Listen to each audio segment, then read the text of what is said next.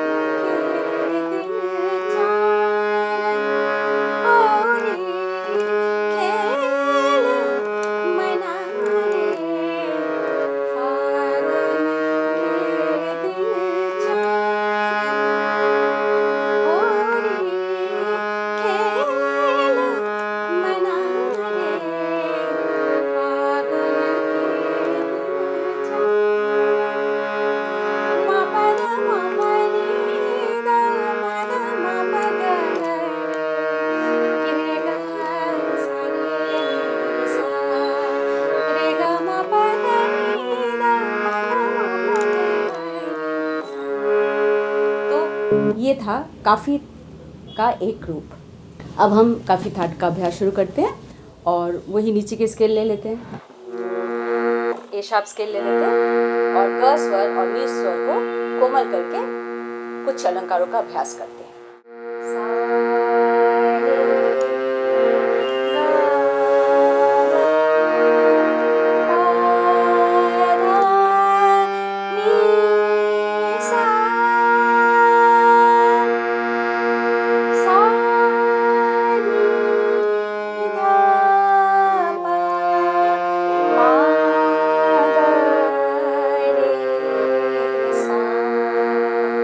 क्या हुआ? सा सा गा गा गा। बेसिकली क्या है, ये जो साउंड है, ये जो ध्वनि है, ये जो नाद है, इसको पहचानना है आपने, इसको समझना है। फिर से करते हैं, थोड़ा सा रुक रुक के करते हैं। सा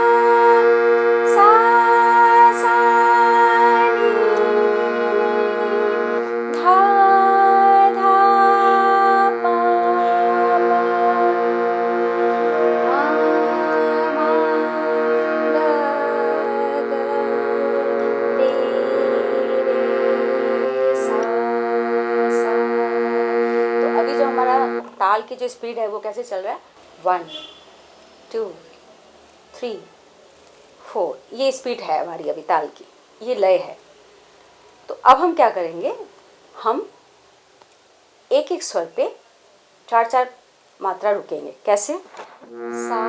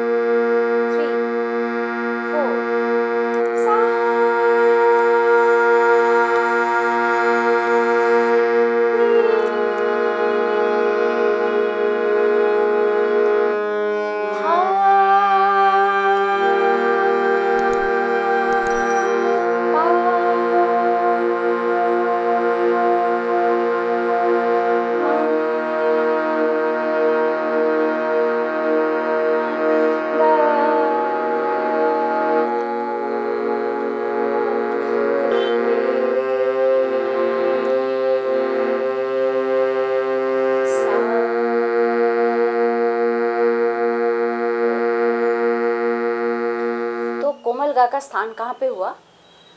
रे शुद्ध और ग शुद्ध इन दोनों के बीच में।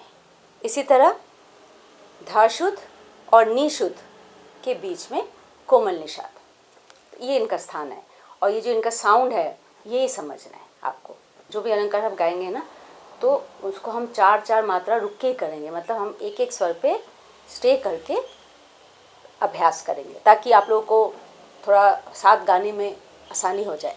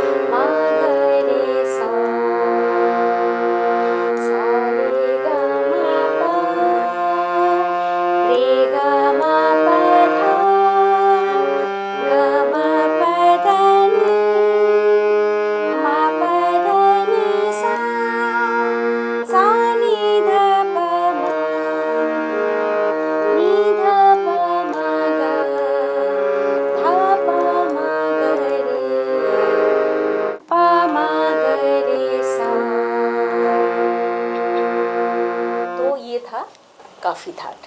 तो शुद्ध स्वर का साउंड और कोमल स्वर के साउंड का डिफरेंस आपको धीरे धीरे समझ आएगा, लेकिन आ जाएगा। सारे गा, सारे गा, सा, नी, नी, सा, नी, प, नी, प, सा, सा, नी, दा, प, दा, प, गा, रे, रे, गा, सा, रे, सा, रे, गा, मा, प, दा। बिन करताल पखावज बाजे के झनकार रे। अब इस भजन में क्या है, दोनों निषाद का इस्तेमाल किया गया, शुद्ध भी और कोमल भी। बिन करताल पखावज बाजे झनकार रे। बिन सुरताल छत्तीसो गावे रोम, हाँ रोम रोम झनकार हो रे मनावे फागुन के दिन चढ़ हो रे खेल मनावे फागुन के दिन चढ़। सा सा रे रे गा गा मा मा पा। तो ये था काफ़ी।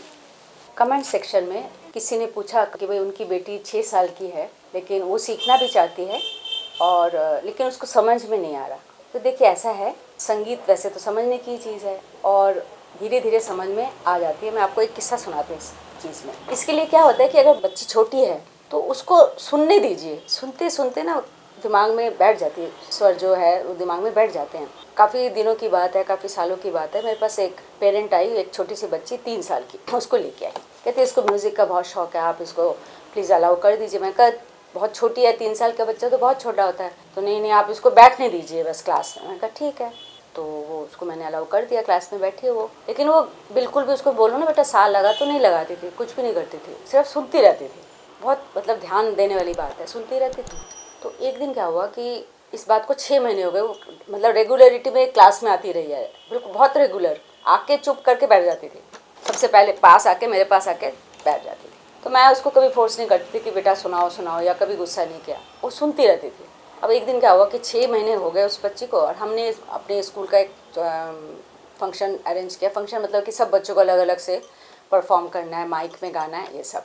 अब कुछ बच्चों ने गाया, वो भी आई हुई थी, तो मैंने उसको, मैं नाम भी अभी भूल गई हूँ क्योंकि पुरानी बात है, तो मैंने उसको बोला बेटा आप गाओगे कुछ, बस मैंने इतना बोलना था, आके माइक में बैठ गई, माइक के सामने। और जो उसने गाया ना उस टाइम, वो मेरे ख्याल से कश्मीरी लड़की थी, और उसने अपनी वहाँ का कुछ पूजा का कुछ पाठ उसने सुना दिया पूरा, उसके बाद सरगम भी सुना दिया, जो मतलब सुनती रही है इतने दिन। तो ऐसा होता है, हो सकता है ऐसा, सुनते सुनते भी आ जाता है, इसलिए घबराइए मत, उसको सुनने दीजिए। क्लासेस शुरू से लेके रोज़ एक एक क्लास उसको सुनाइए, तो वो सुनेगी तो धीरे धीरे ऑटोमेटिकली उसको समझ में आना शुरू हो जाएगा। क्योंकि एकदम से तो कोई चीज़ समझ में आती नहीं ना, धीरे धीरे। कोई कोई बच्चे को बहुत टाइम लगता है, किसी को गॉड गिफ्टेड रहता है तो वो जल्दी सीख जाते हैं। तो मुझे उम्मीद है आज की कक्षा का विषय जो था काफ़ी ठाठ, वो आपको समझ में आ गया होगा। नमस्कार।